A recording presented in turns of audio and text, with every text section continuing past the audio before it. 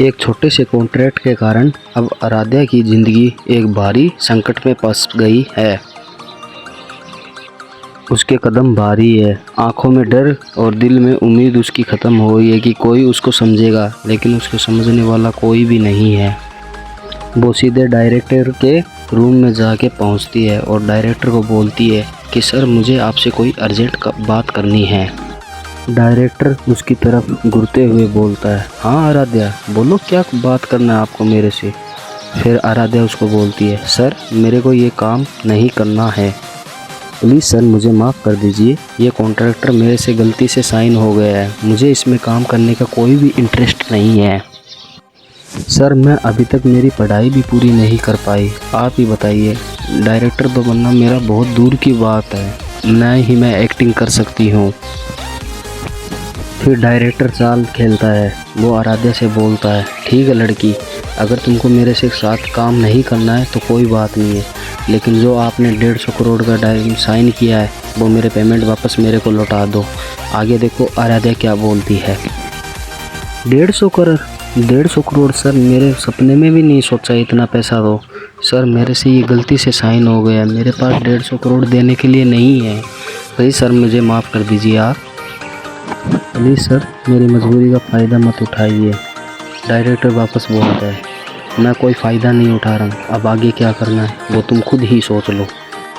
अब आराध्या को भी समझ में आ गया है कि ये एक चाल है, जो उसको इस चाल के अंदर फंसा दिया गया है। दूसरी तरफ उधर प्रथम है, वो भी सच की तलाश में लगा हुआ है, वो भी पता लगाना चाहता है। प्रथम सीधा फ़ोन में हाथ में लेके फ़ोन करता है, बोलता मुझे एक डायरेक्टर ने मेरी पत्नी को धोखे से फंसा दिया है, मुझे उनके लिए कार्रवाई करनी है। आगे देखो पुलिस ने क्या बोला। यूनियन वापस जवाब देता है, एक्शन लेने से पहले हमें इस कंपनी के बैकग्राउंड चेक करना पड़ेगा कि आगे क्या करना है, उससे पहले हम कुछ नहीं कर सकते हैं। देखिए क्या बोलता है प्रथम।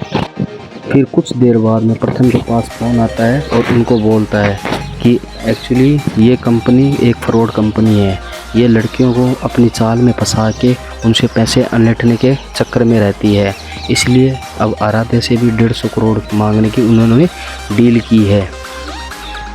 ये खबर सुनने के बाद प्रथम वहाँ पहुँचता है जहाँ डायरेक्टर छिपा हुआ रहता है।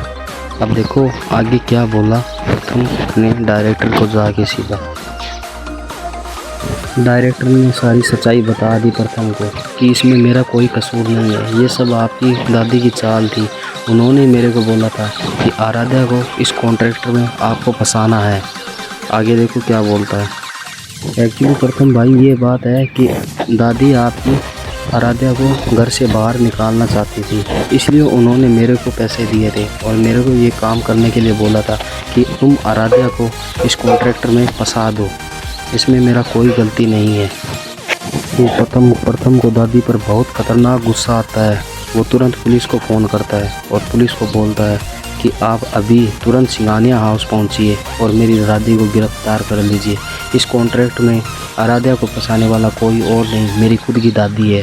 फिर पुलिस सिंघानिया हाउस वहाँ पे पहुँचती है। दादी सीधा प्रथम को बोलती है, प्रथम तुम ऐसा कैसे कर सकते हो, मैं तुम्हारी दादी हूँ, तुम ऐसे नहीं कर सकते मेरे साथ।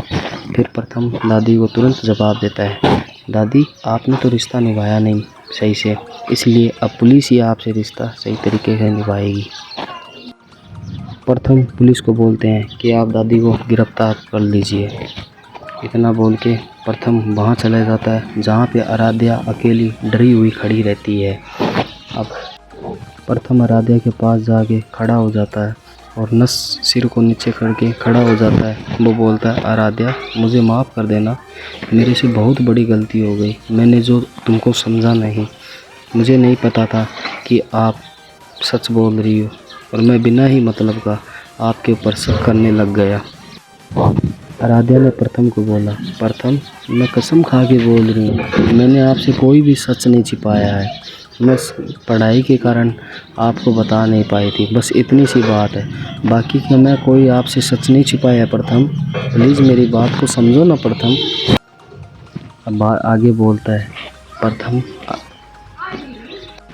कोई बात नहीं आराध्या, अब तुम टेंशन मत लो। मैं तुम्हारे साथ हर लड़ाई में तुम्हारे साथ खड़ा रहूँगा, तुम्हारी दीवार बन के। और